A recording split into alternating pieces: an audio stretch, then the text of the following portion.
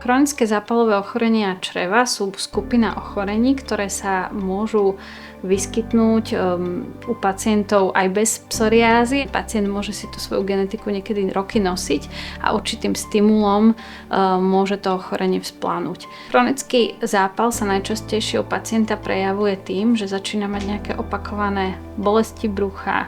Niekedy sú to aj krvavé hlienovité hnačky pri ulceróznej kolitíde, alebo to môžu byť len nejaké nešpecifické bolesti so zvýšenou teplotou. Pacient môže byť unavený. Pacient, ktorý dostane nejaké chronické zápalové ochorenie čreva, musí zmeniť životný štýl, zmeniť aj stravovanie, aspoň v tej akutnej fáze, dokiaľ to črevo nie je ukľudnené a vyliečené od toho zápalu, alebo ten zápal nie je utlmený. Určite sa informujeme o nejakej epidemiologickej situácii v rodine, cestovateľskej anamnéze, či sa nejednalo o nejakú bežný infekt.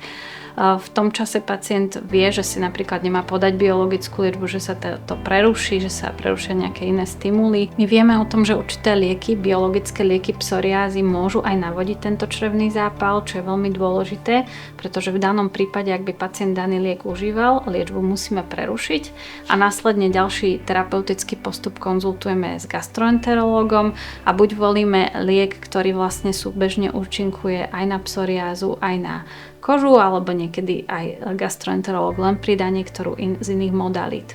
Ale čo je veľmi dôležité, ak pacient je liečený biologickou liečbou, mal by určite o akýchkoľvek ťažkostiach, ktoré u neho sa prejavujú a trvajú dlhodobejšie ako nejaký bežný infekt, informovať o tom svojho lekára a verím, že sa tá spolupráca a nejaký výsledok aj interdisciplinárnej spolupráce v rámci iných špecialistov dostaví.